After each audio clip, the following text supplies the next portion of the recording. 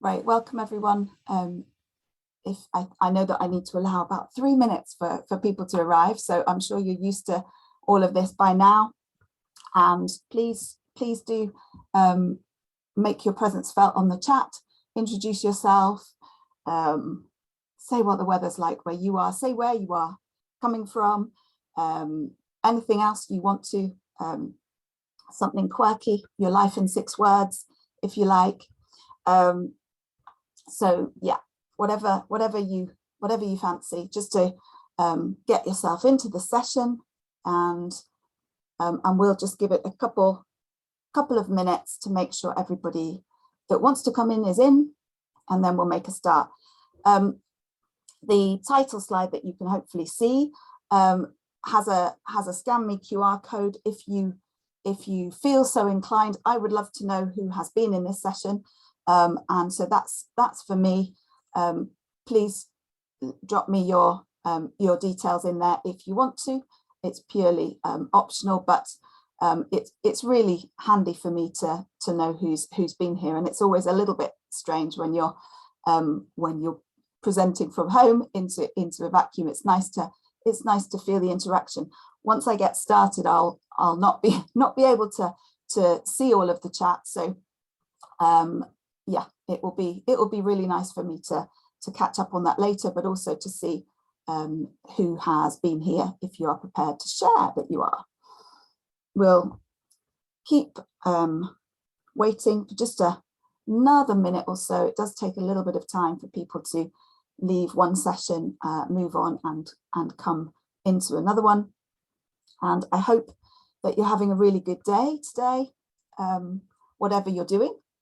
If this is a first session, I hope you've been having a lovely, relaxing morning doing something else, or even a very busy morning doing something else. But there are so many sessions here that if you are making a whole weekend of it or a whole 3 days of it, I hope you're having a really, really good, rich time. There are some amazing, amazing sessions. So hopefully, yeah, hope you're enjoying those. And we'll just give it a few more seconds. Got people coming in from all over. Weather's great in West London.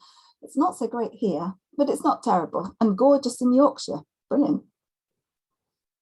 That is quite exciting, actually, when people are coming in from around lots of different places in the country. That does give you quite a buzz. Brilliant. Just having a look at that. Right, I'm not going to leave it too much. We definitely get started in this session. I am aiming to finish on time, and so let's get cracking. Welcome to the session. My name is Rachel Hawkes. I'm languages teacher and leader. I'm currently seconded from my trust, the CAM Academy Trust, to work as co-director of NSELP, which stands for the National Centre for Excellence for Language Pedagogy. This session asks the question, the new GCSEs same or different? And I'm happy to be able to tell you that Paul has answered the question for us in that short, very enigmatic way that you can answer and interact on Twitter, and has said it's exactly the same. He's just looked at the AQA spec, as he lets us know, and then a rather enigmatic, not sure that helps things much, but I just replied to that tweet just a couple of minutes before this session to say that about 46% of the words on the new AQA draft list are different from the previous optional AQA vocabulary list. So given that those lists informed textbook creation, it does suggest that it isn't all the same. So you either take that tweet and go and help yourself to some coffee and do something different for the next 45 minutes, or maybe you stay with me. And I think it's probably worth me hanging around to talk about this for a bit longer, because I think there's a bit more to it than that. In particular, I think it's worth looking in a bit more detail at the implications of working with a more closely defined content, principally in the form of a frequency-based word list. We'll also have a look at phonics. Certainly that can't be the same, as it's never been included before at a GCSE exam. We'll have a look as well at the principle of unprepared speaking as set out in the subject content, and at a couple of aspects of the reading, including inference.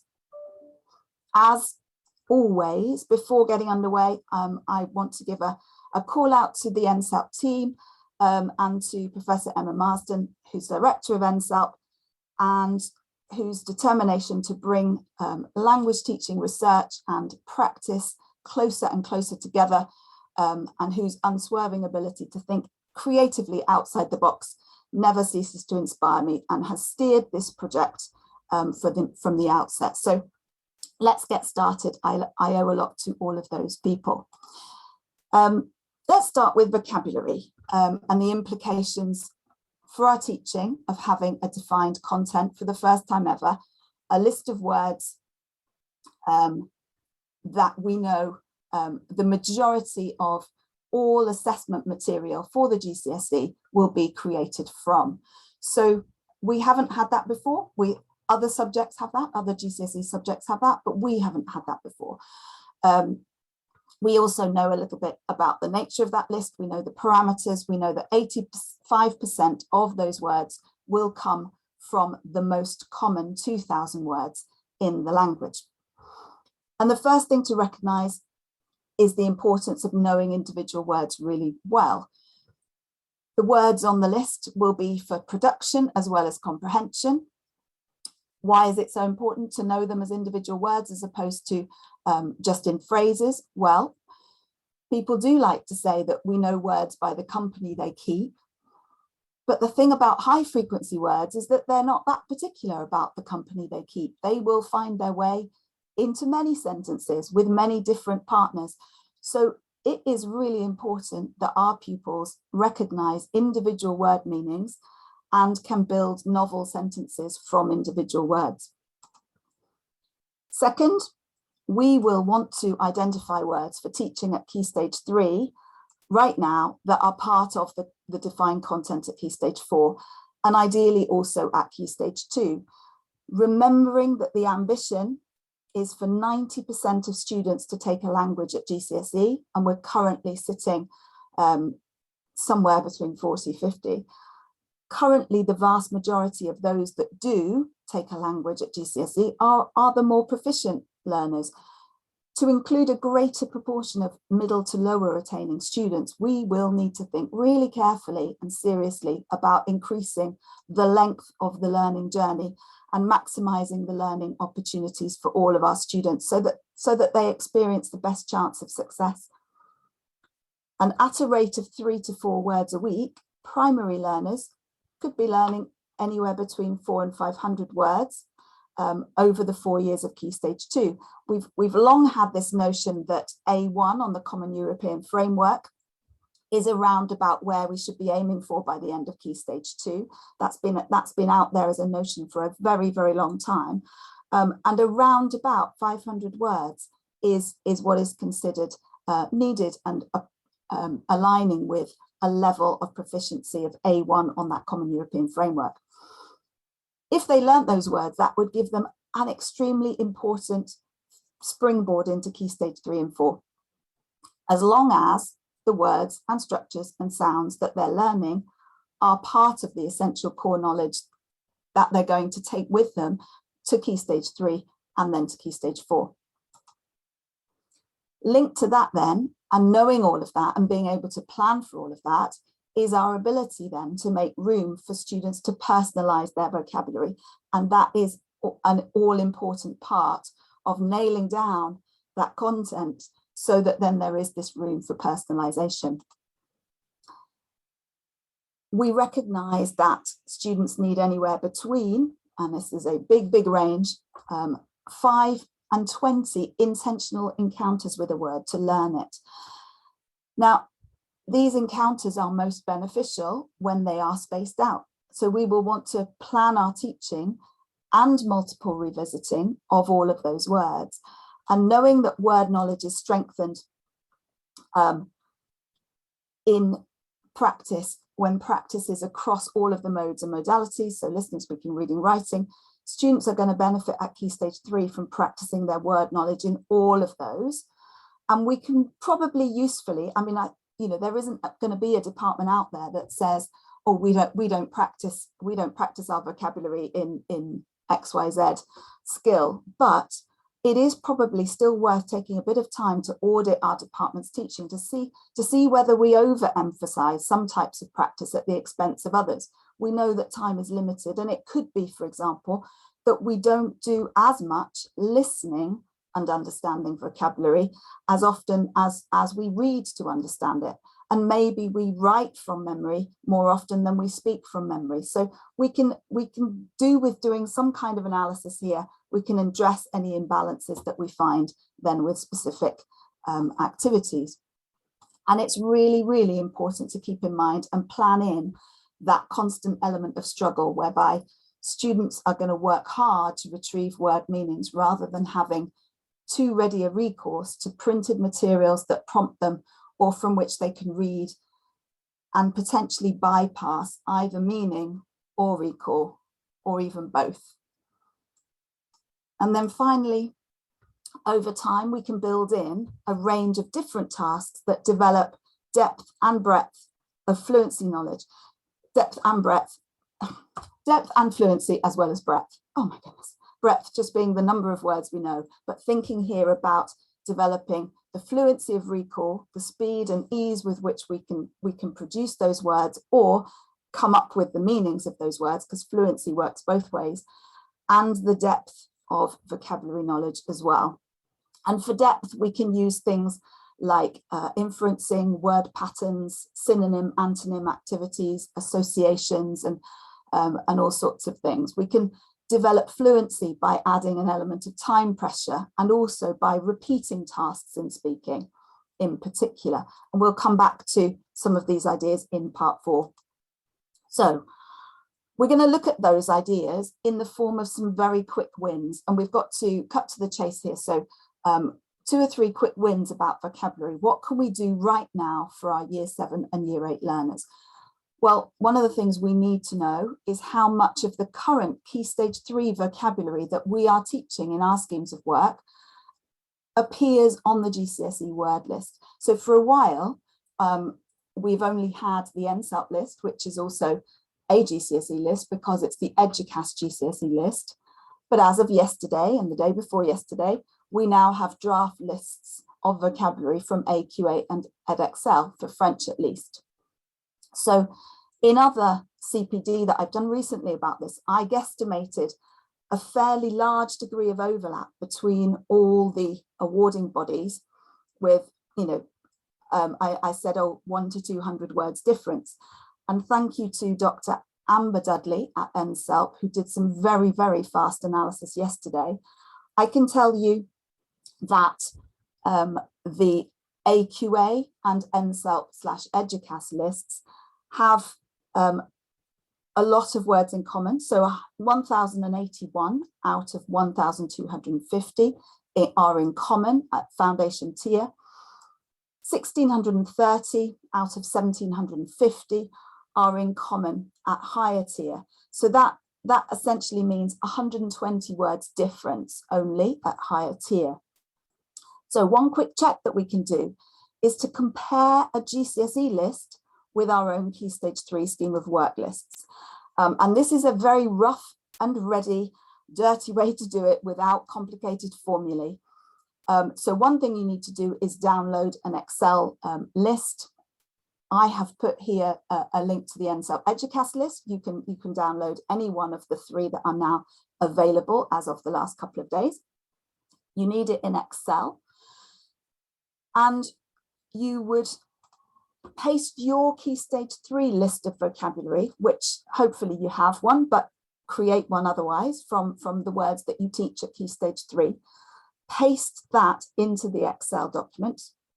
Select the columns that have the target language in. So here, this is a German version. So we've got on the right-hand side, German Key Stage 3 column highlighted, and on the left-hand side, the EDUCAS GCSE list vocabulary highlighted.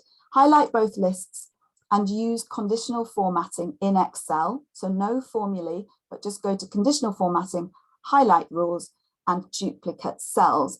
And you will get pink appearing for every single word that matches. So the pink here on this list, this is the NSELP Key Stage 3 German list. The pink shows the words taught at Key Stage 3, which are also then coming up at GCSE.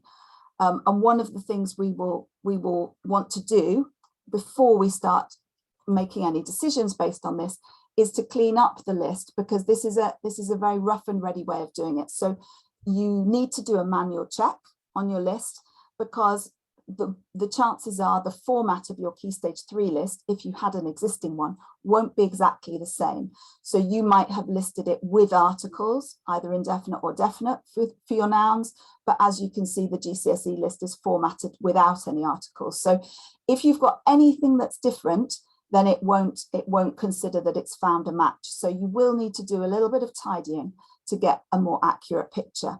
But then you can use the highlighted Key Stage 3 list to prioritize your vocabulary for learning and testing. So even without any other changes to vocabulary content, this initial step is really useful. And at an individual level, departments will need to think about if they want to make any further changes, take out particular vocabulary if they've got an awful lot of vocabulary that students don't take with them then into Key Stage 4. They will want to consider the time that they're giving. We know we don't have enough teaching time at Key Stage 2, 3 or 4. They might want to consider the vocabulary that they are actually including at Key Stage 3 in light of this analysis that is done. It's also really important to think about regular vocabulary learning and testing. And, you know, there are a lot of messages coming out from certain quarters saying, don't change anything at Key Stage 3. But I'm just wondering what the underlying motivation is for saying that, because it surely can't be right to keep spending a lot of teaching time at Key Stage 3, presenting, practicing, learning and testing a lot of words that won't travel with students into Key Stage 4. You know, it might be fine to have a few words that we let go, but not lots and lots. And it will be lots and lots if we don't align Key Stage 3 and Key Stage 2 vocabulary with Key Stage 4 vocabulary. I just don't know any teachers that feel that we've got sufficient teaching time at Key Stage 3 and 4 to do all this with no stress and without breaking a sweat.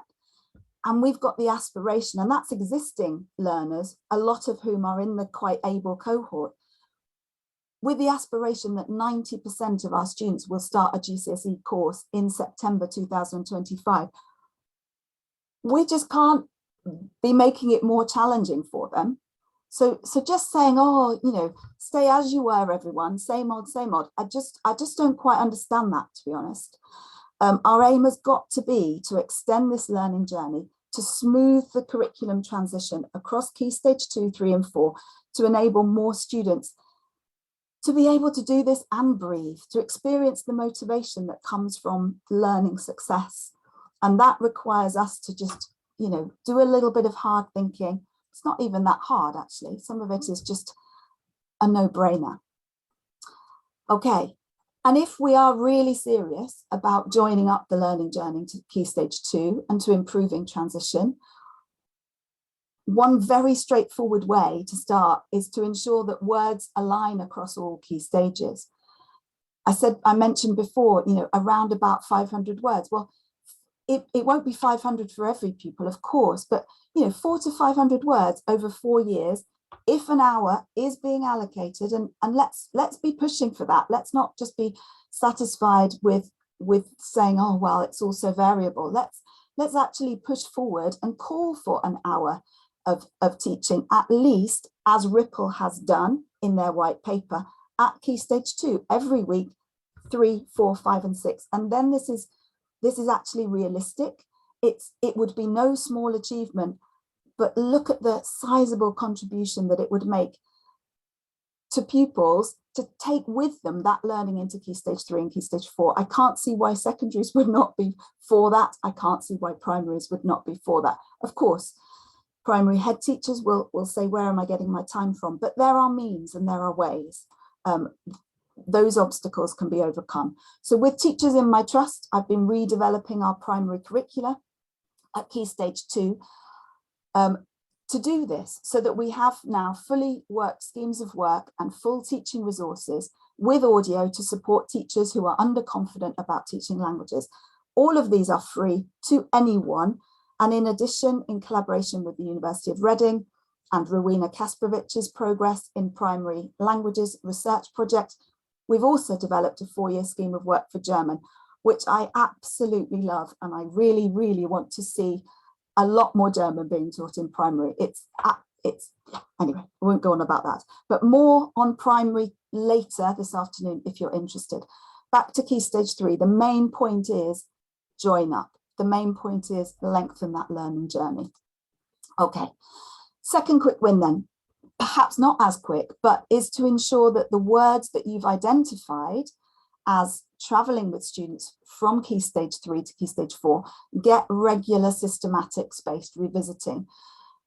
And there is a really clear difference in the requirements comparing previous incarnations of the GCSE to this one. So no, it is not all the same.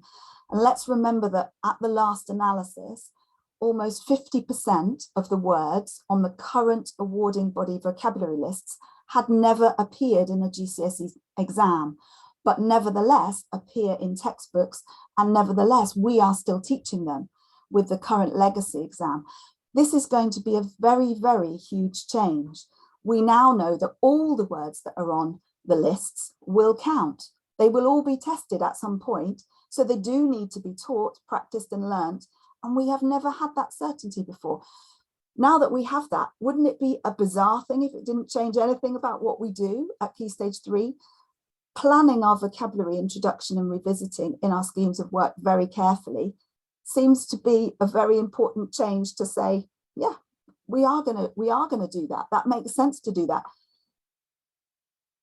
And not that it's the reason why either, but an additional bonus is that we do then have a very clear response to say to Ofsted inspector, any Ofsted inspector who's following that guidance that was leaked out on Twitter a while back and says, give me an example of key vocabulary and grammar and show me how this is revisited in your scheme of work.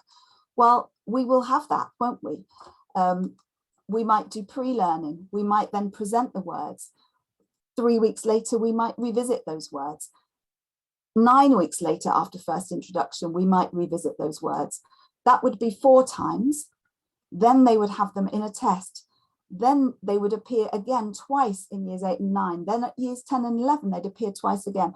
And we're at our 10 plus encounters that are intentional. Now, you know, they will appear, these words will appear unintentionally, if you like, incidentally as well. But if we are not planning them in this many times, we are probably not doing the most that we could do to help this be easier for our learners, to help this be manageable, to help it feel doable to them. So that seems extremely important, and that can be done. That is some work for people to do with their schemes of work. Obviously, NSAP has made a model. Anybody can do this with their own schemes of work. And now that those lists are out, people will make a decision now about whether they do it themselves or whether they want to borrow from NSAP's model and adapt it. Either way, I'd say that the argument for not doing it at all doesn't seem to stand up for me. I can't find anything that convinces me of that. But there is some really, really good news in all of this for us. Having seen the SAMs, I don't know if you've seen them yet, I'm far less concerned about things like distractors, knowing that the words and grammar have been so much better defined. So here's an example from the new AQA SAMs for Foundation French. But knowing that students will have been taught all of these words, it feels right. It feels okay. It feels that they could do this task. But I had a quick look, and forêt and jardin, very useful words, I think, very much words that we would want to be teaching at Key Stage 4. They're not on the current AQA word list for the current GCSE, but I bet they have been in exams. So having that confidence now that these words are on the new draft vocabulary lists is a massive, massive benefit of the new specification. But it comes with the responsibility of making sure those words are really known. So there's always two sides to something, but I would certainly take this certainty over guesswork from my students any day. Okay, so just while my computer catches up. In this Quick Wins 3 then, variety of practice with vocabulary that's coming back. It doesn't necessarily always have to be in the lesson. We can do vocabulary revisiting as homework tasks or in the lesson or both, but they don't always have to be on Quizlet or an app. So by year 8 and 9, students will have quite a bunch of words that they're revisiting each week, and these can be incorporated into a reading gap fill like this. And then, you know, as you go into, and they can be borrowed as well, because, you know, these resources can be borrowed from NSELT, whichever scheme of work you are doing, because the words have a huge overlap. As we saw earlier, there is a massive overlap between, and I haven't been able to, we obviously haven't done the Pearson EdXL analysis yet, but just looking at the AQA overlap, it is fairly huge and fairly substantial. So doing any borrowing of resources and revisiting vocabulary that way, using these sorts of exercises, will just strengthen word knowledge for students. I'm just going to move on through this one. At Key Stage 4, obviously we'll want to be creating foundation higher versions of tasks, and really paying close attention to words that are on the higher list but not on the foundation list, to grammar that's on the higher list but not on the foundation list. Obviously it may be some time, a lot of us will be teaching mixed tier classes, and it may be quite some time before it becomes clear which tier is most suited to them, and we might leave that quite some time. So obviously we can be teaching and using higher tier versions of tasks with students that we think are kind of in the middle at the moment. But the most important thing is to know what we're doing, and we can know what we're doing because we can see whether we are including higher structures of grammar, higher vocabulary or not. So here, this is very much this is from the Key Stage 4 Spanish resources that are starting to go up now. This is a typical translation task that you might do at the end of a week's learning. Students are translating these 7 sentences from English into Spanish. This is the foundation version. And the underlined portions of the task are the credit-bearing ones. The other parts of the task, and this is to lessen the pressure and sharpen the focus for students. We've been particularly focusing in this week on the underlined language, but the other language is being revisited at the same time. So students attempt the whole sentence, but they're only going to be awarded marks on the underlined bits. So it's very, very useful to include summary tasks like this. We've been doing this with the current GCSE, recording their scores each week. So this gives rise to a score out of 20 for those underlined sections, recording those scores fairly regularly on the online data system that parents have access to as well, gives you a very, very good regular snapshot of student effort and progress over time. In our departments, we've had teacher marked every 1 and 3, 1 out of 3, with peer marking for the rest. And generally considering that, you know, sub 12, sub 14 performance is a kind of benchmark for citing some concern and some, well, you know, how is that learning going? Let's see whether we can put in some extra support, rather than waiting until year 11 to do any interventions. So these sorts of tasks, very, very useful, obviously with call outs to help. We're not in exam mode entirely at this stage in year 10, but getting specific and being very, very clear about the requirements for grammar at higher and grammar at foundation, vocabulary for higher, vocabulary for foundation. Again, all things that represent change for us as teachers, and not same old with the GCSE. Okay, very quickly then, on to, that was some meaty stuff. We'll have a very, very quick look at phonics because a lot's been said about phonics. I'm going to cut to the chase here. I just list a few steps for quick wins and what we could do practically as a department to work out how to best teach, practice and assess phonics with students at Key Stage 3. Not really dealing any further with why.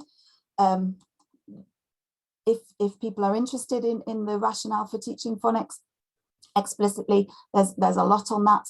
If people would like to do the CPD course, there's a one of the modules is all about phonics, and I'll say something right at the end about that. But these are the things that I would do in this order.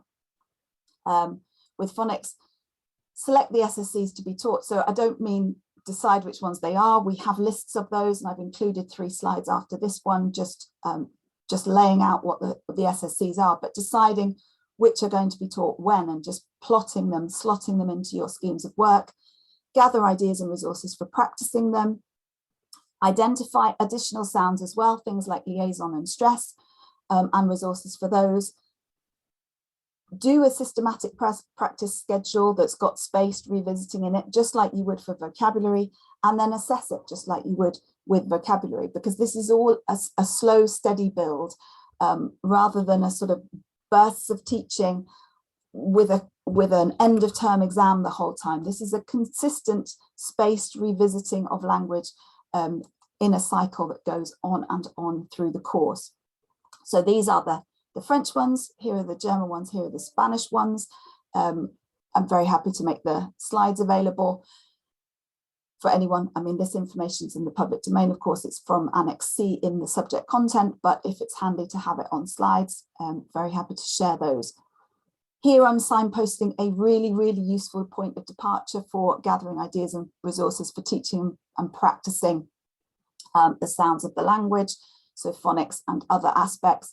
And for anyone not following the scheme of work for NSELP, absolutely no problem whatsoever.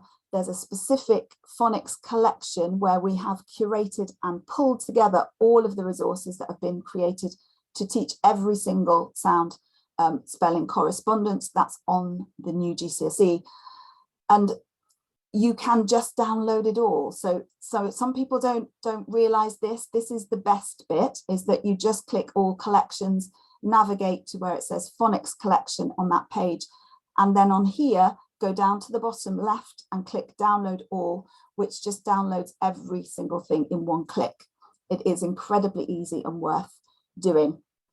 And, you know, just very, very quickly, this is not really about the ins and outs of the phonics, but we know that in the exam we have read aloud and we have listen and transcribe. So right from the beginning in year 7, we have resources that do both of those with every single sound writing correspondence over time. So one of the things about phonics is that it's knowledge that easily decays and erodes without consistent practice. So again, keep talking about the scheduling and making sure these things come back round the whole time, bite-sized developments rather than just teaching them everything at once and letting them get on with it after that point.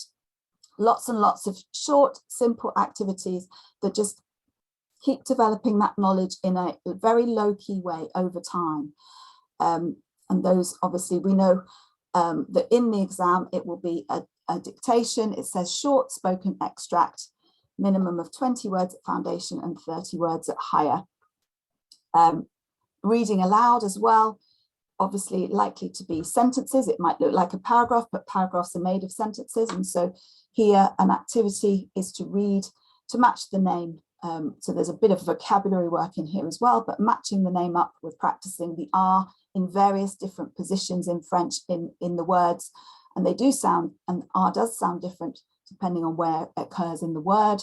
So sentence level, practicing, reading aloud, and then always in NSELP resources, if there is a shadow around a square box, there will be audio attached to it. So if here you can see a shadow, you'll know that audio has been left in there so that pupils can listen and check their work as well.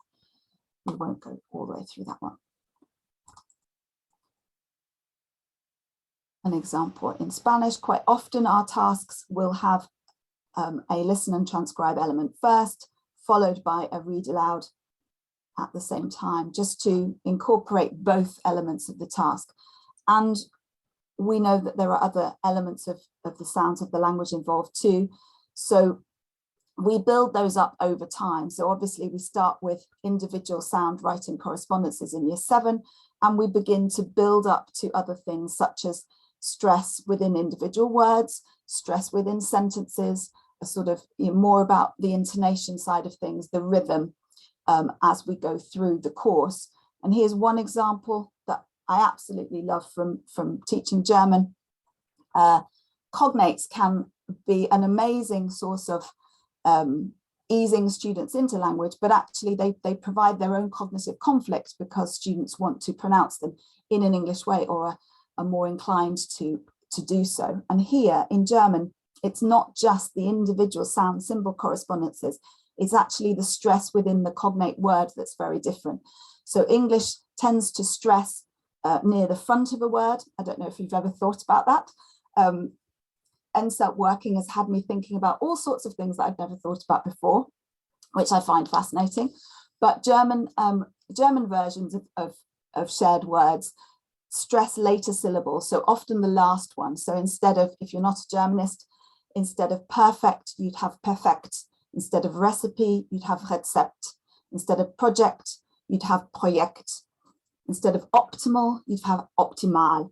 And actually, when you run that together in a set of sentences, students can get an amazing sense of transforming their language into sounding incredibly German, incredibly quickly, just focused in an intensive way on that pattern. So here we had a focus on popular culture and a boy band thing, and so this text that was a read aloud had a lot of cognates in it, which all share this stress pattern.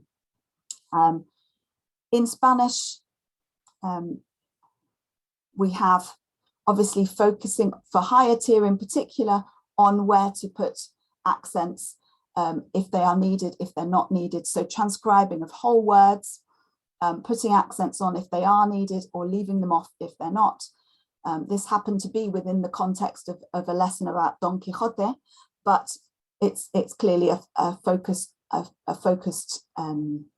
phonics activity. One of the other things that we like to do is make phonics activities pair work, so that you've got two things going on at once. One student speaking is the other student's listening, one student's listening is the other student speaking, etc. So a lot of activities work like that, with one reading aloud and the other listening and transcribing. And actually, if you look at that task, it's quite similar to the one in the sounds for French, for AQA, if you've seen it already. So lots and lots of practice that will be useful to students. A few words now about unplanned speaking. And it is the intent and it is the spirit of the subject content that the majority of the speaking exam will be about unplanned interactions. So will be not about, so the washback is designed to eliminate the amount of time spent at Key Stage 4 currently to script answers to topic-based questions, to have those marked, to revise those, to lengthen them, to extend them, to learn them off by heart, to spend a lot of Key Stage 4 curriculum learning time on the generation and practice and memorization of those answers. The intent of the subject content is to encourage unplanned interactions, which have to, by necessity, also change the way that they are evaluated, because if they are unplanned, then they need to be evaluated on a different basis. If you're listening to Radio 4, you will find that there is when people are speaking off the cuff, spontaneously, without knowing which question is coming at them, they will not be responding with full flowing, fluent sentences that include 3 tenses. So there needs to be some different work going on in terms of measuring. Now, we should be reassured by that that's very, very clear. The principle in the subject content says clear and comprehensible language for all parts of the speaking. It sits above, it's the umbrella term that sits above clear and comprehensible. So when we are practicing for that, the wash back into the classroom should be that we use the word list in our talk as teachers, that we are recycling it, that we're very, very cognizant of the words and structures that pupils know already, and that we keep feeding those back in, because in listening, pupils are only going to be tested on words that are on the word list. So in our speaking to pupils, we are giving them listening practice every time we use words and structures from the word list, and structures obviously from the grammar annexes. So I just did that review slide of the Ofsted research review there to sort of give us a way in, or underline some of the main messages about the use of teacher target language and also the student use of language. But ourselves, when we're planning how we're going to work in the way going forward now for Key Stage 3 and 4, let's make use of that defined word list to support our planned target language use. Let's greet the fact that most of the new speaking exam should be unprepared interaction, and that we should gain for ourselves a lot more interesting time to use with students really learning language in other ways rather than scripting and memorizing. You know, this should be a huge change. Let's grasp it. I hope it will be, because otherwise it will carry on being like this. You know, many of you will have seen the hilarious thread on Twitter earlier this year around the current GCSE speaking exams kicked off by this tweet. Now, the spirit of the new GCSE takes us a long way from this scenario. Knowing that makes it really important that we make the most of our teacher target language and our opportunities for interactions with students in the classroom. So hearing and responding to teacher questions and instructions can be part of an integrated normal classroom routine. Using the language from the word list between tasks as well as within them can be central to our practice, not seen as a sort of time-wasting extra. And in everything we do, whether we're assessing what students say or whether we're planning what we're going to say, we should be aiming for this principle of clear and comprehensible, which is not super accurate, which is not super fluent, which is not super range on complexity. Doesn't mean that the more able students will not get sufficient complexity into what they're saying, but it's that you don't ask somebody their name and expect them to say, well, you know, I'm called John, but if I had been born a girl, I would have been called Jemima because that's my parents' favorite name. We're trying to aim for clear, comprehensible, in a real setting. When you do not know what's going to be said to you first, you have to respond to it. So ways forward: plan it, pare it back to make sure that our use of target language is really clear and comprehensible to students, deliberately keep using and recycling those words in what we say, build a target language use incrementally in step with the scheme of work, plan it to develop speed and understanding and production over time, repeating tasks, but not necessarily thinking that we need to script and memorize. In fact, not thinking that we need to script and memorize. Very important that we don't. And there are lots and lots of examples of tasks that are pushing towards that. These are mostly taken from year 9 because we take some time to build up to this in NSUB. You can't leap and get there. Otherwise, it's just a veneer of fluency that's masking other things. This is a slow and steady build up, but unscripted speaking, unprepared speaking is possible, is a reality, is what we should be aspiring to and working towards in a really confident way now. Haven't got time, but I'll be sharing all of these slides so people can go back and see them later.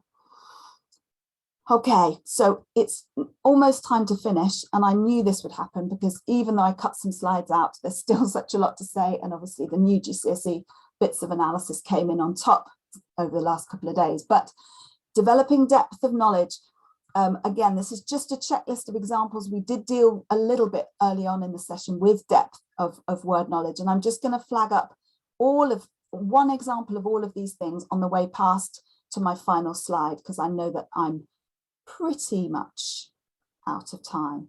So obviously, developing depth, lots of things: associations, synonyms, antonyms.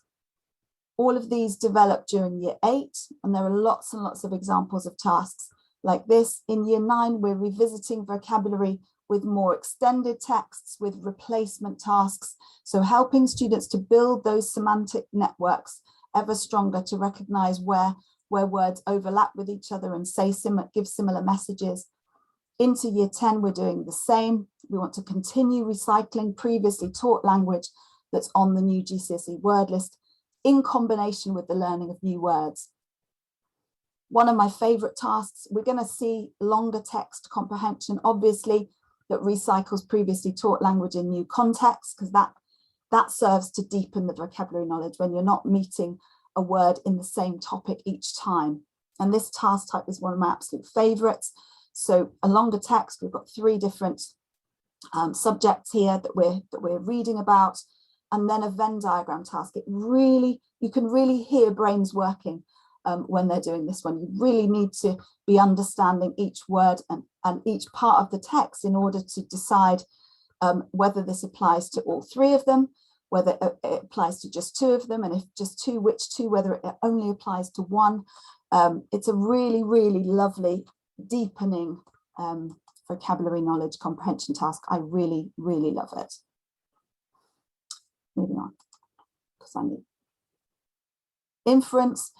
So inference is in the year 9 activities from NSELP, and we've seen our first examples of the SAMs, examples of inference. And here you can see AQA have decided to bold the word that's not known. So they've put that here. You can see that it's le veille, which I don't know how to pronounce, or chevet. And then here students are asked about where they would expect to find that. Now that is not testing the word chevet, it is testing the knowledge of the words around. So pupils have to look, and on the basis that they know dormir, they know that they then have to find that. I know I've gone over now. So cognates, again, things to work on, word patterns, things to work on. All of those are there in the reading, all of those are there in resources, giving effective responses, sorry. And I would say thank you for listening. If you're interested in thinking more about this, I recommend the self-access course that absolutely anybody can do. It's flexible, you can do it in your own time, the blended version. And if you want to stay in touch with me, those are my contact details. You can email me through my website or find me on Twitter.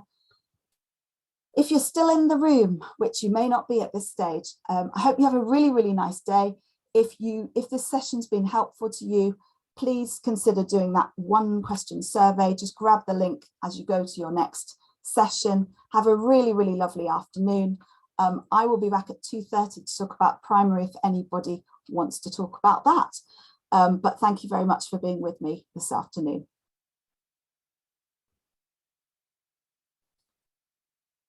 Okay, I'm going to stop sharing.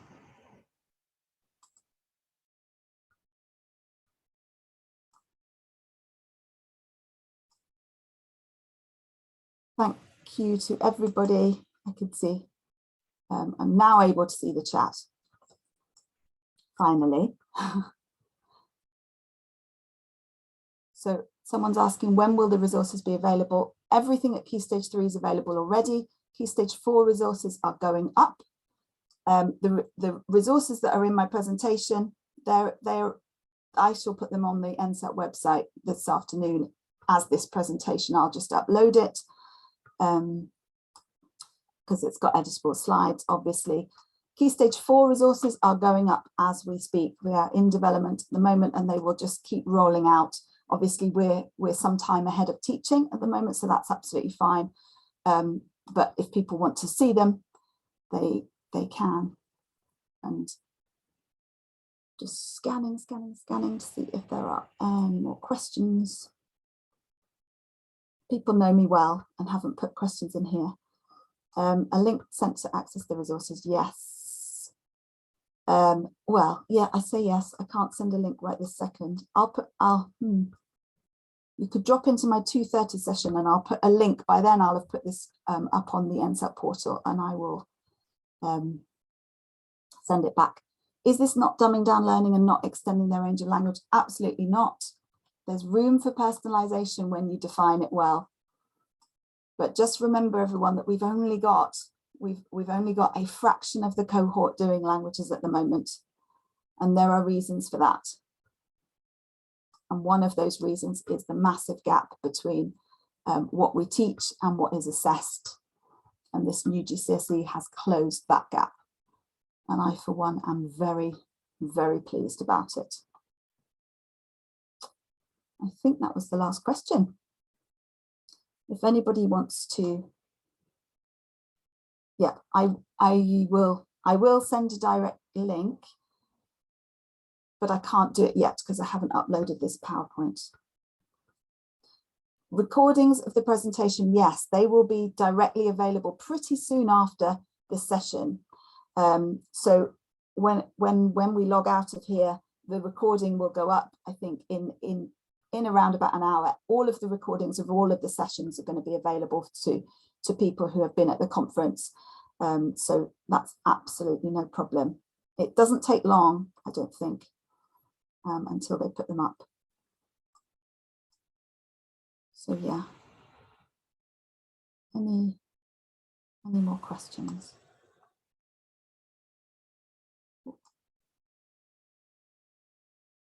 Thank you, Marilyn. I appreciate that.